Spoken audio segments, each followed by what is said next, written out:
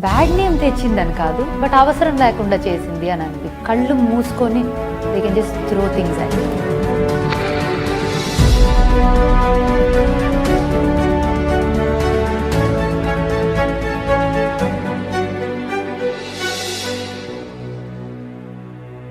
నమస్తే folks, welcome to my channel. Folks, రాత రాసి ఉండాలి, గీత గీసి ఉండాలి అంటే ఏది రాదు. కష్టపడితేనే ఏదైనా మన చెంత చేరుతుంది. అది డబ్బైనా సరే, అనుకున్న లక్ష్యమైనా సరే.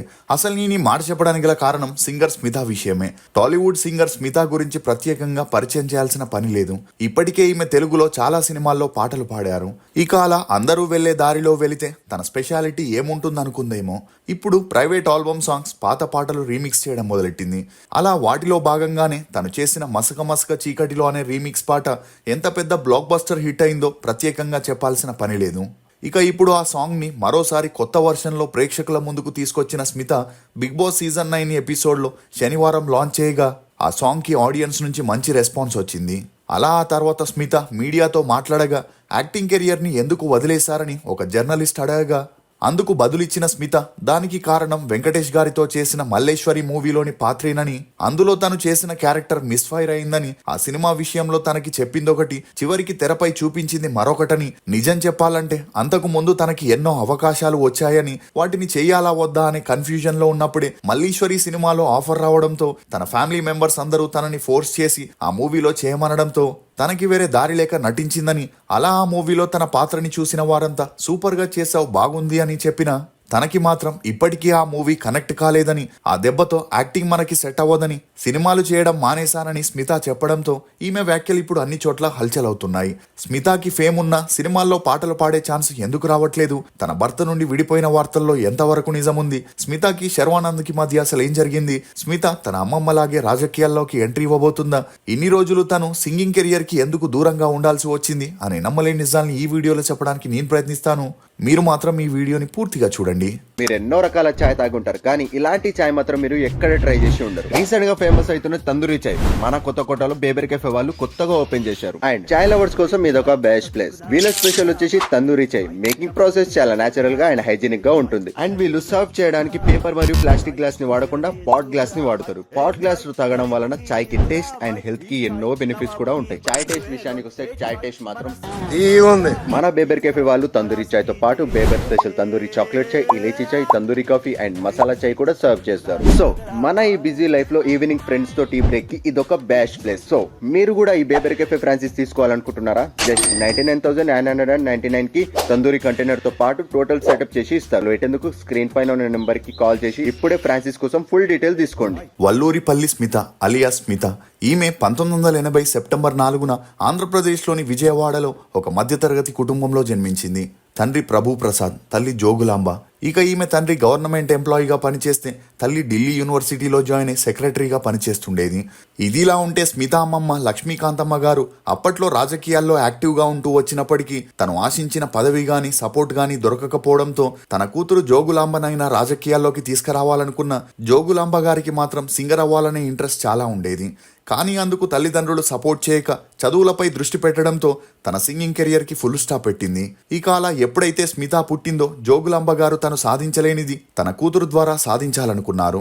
దీంతో తనని చిన్నప్పటి నుండి మ్యూజిక్ క్లాస్ కి పంపడంతో స్మితాకి కూడా సింగింగ్ పై ఇంట్రెస్ట్ పెరిగి తనకి 4 ఏళ్లున్నప్పుడు స్కూల్లో పాటలు పాడి ప్రైజెస్ ని గెలవడంతో తనకి మరింత కాన్ఫిడెన్స్ పెరిగి అప్పటి నుండి ప్రతి ఒక్క ప్రోగ్రామ్ లో పార్టిసిపేట్ చేస్తుండేది. ఇక స్మిత తన స్కూలింగ్ ని బెంగళూరులోని బిషప్ కాటన్ గర్ల్స్ హై స్కూల్లో చదివింది. చదువుల్లో చురుగ్గా ఉన్న స్మిత తన తల్లిదండ్రుల ఆశ ప్రకారం ఫేమస్ సింగర్ అవ్వాలనుకునింది.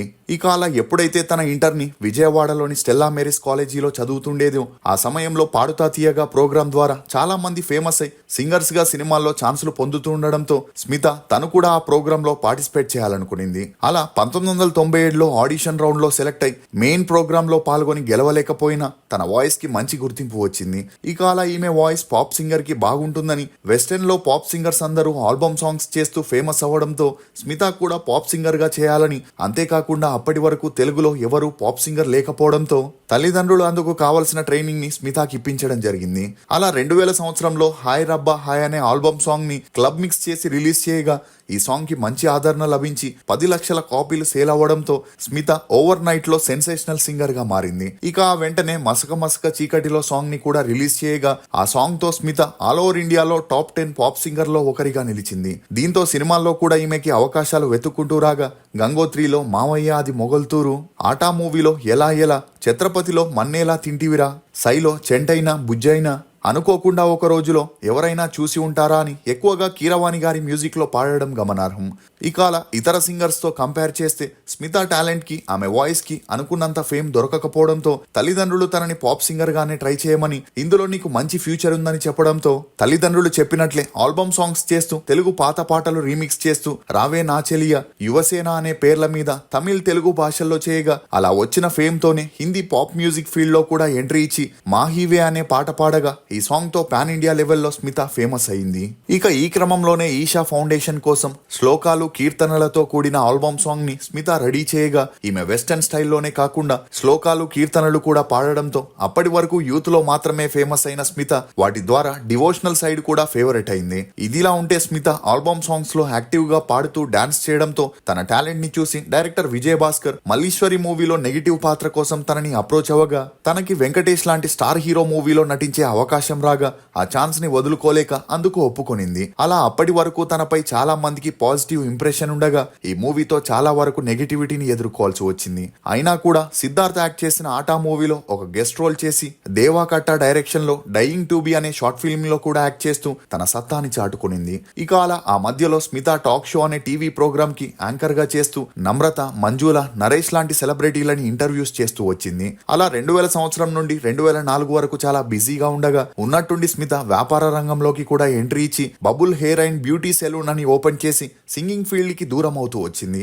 అలా ఆ తర్వాత విజయవాడలో కూడా పార్లర్ మరియు ఫిట్నెస్ సెంటర్ ని ఓపెన్ చేసి ఆల్ ఓవర్ ఇండియాలో 20కి పైగా బ్రాంచెస్ ని ఓపెన్ చేస్తూ బిజినెస్ ఉమెన్ గా బిజీ అయింది. కానీ ఒకసారి రుచి చూసిన నాలుక మళ్ళీ అదే రుచి కావాలన్నట్లు ఒక స్టేజ్ లో ఇండస్ట్రీని వదిలి ఉండలేక ఒక ప్రొడక్షన్ హౌస్ ని స్టార్ట్ చేసిన స్మిత దాని ద్వారా మా టీవీలో డాన్స్ విత్ మీ అనే ప్రోగ్రామ్ ని స్టార్ట్ చేసి చాలా మంది టాలెంటెడ్ డాన్సర్స్ ని ఇండస్ట్రీకి ఇంట్రడ్యూస్ చేయడం జరిగింది. ఇక ఈ క్రమంలోనే బాహుబలి మూవీ రిలీజ్ అయి హిట్ అవ్వగా అందులోని కిలికి భాషలో కాలకేయతో కలిసి స్మిత ఒక ఆల్బమ్ సాంగ్ ని చేయడం అప్పట్లో ఈ సాంగ్ యూత్ లో సెన్సేషనల్ అయింది. ఇక ఇదిలా ఉంటే స్మిత క్లోజ్ ఫ్రెండ్ కి బావైన శశాంక్ ని ఒక ఫంక్షన్ లో కలవగా వీరిద్దరి మధ్య పెరిగిన పరిచయం కాస్త స్నేహంగా మారి వీరిద్దరూ ప్రేమలో పడ్డారు. ఇక శశాంక్ అప్పటికే ఫైనాన్షియల్ గా వెల్ సెటిల్ అయి ఉండడంతో ఇరు కుటుంబాలు వీరి పెళ్లికి ఒప్పుకొని గ్రాండ్ గా పెళ్లి చేశారు. అలా పెళ్లయ్యాక కొన్నాళ్ళు ఇండస్ట్రీలో యాక్టివ్ గా ఉన్న స్మిత ఎప్పుడైతే షిబి అనే కూతురికి జన్మనిచ్చిందో ఆ తర్వాత ఇండస్ట్రీకి ఫుల్ స్టాప్ పెట్టేసి తన Bubble Hair and Salon branches ని చూసుకుంటూ తన ఫ్యామిలీతో కలిసి హ్యాపీగా లైఫ్ ని లీడ్ చేస్తూ వచ్చింది.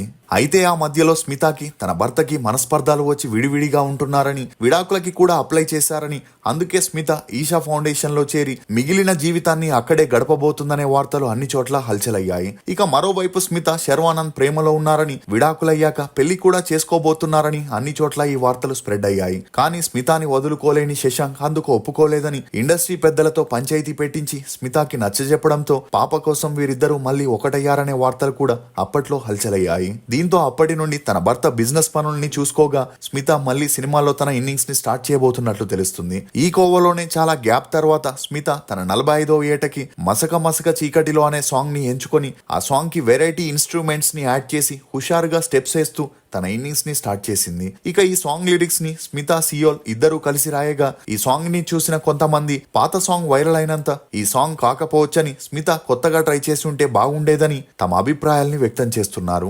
ఏదేమైనా స్మిత మంచి గాయని. ఆమె మళ్ళీ తెలుగులో సాంగ్స్ పాడుతూ ముందులాగే బిజీ అవ్వాలని కోరుకుందాం. మీకు స్మిత పాడిన పాటలో ఫేవరెట్ ఏదనేది కమెంట్ సెక్షన్ లో తప్పకుండా తెలియజేయండి. ఫోక్స్, ఏ ఆలోచన అయితే మనల్ని ఎక్కువగా బాధ పెడుతుందో అదే మన జీవితం మారడానికి కారణమవుతుంది. ఇది ఫోక్స్ సింగర్ స్మిత గురించి కొన్ని నమ్మలేని నిజాలు. ఈ వీడియో మీద మీ అభిప్రాయాన్ని కమెంట్ సెక్షన్ లో తప్పకుండా తెలియజేయండి. మేము చేసిన ఈ వీడియో మీకు నచ్చినట్లయితే ఒక లైక్ ద్వారా మీ సపోర్ట్ ని మాకు తెలియజేయండి. For more interesting videos please subscribe to CR voice. Thank you.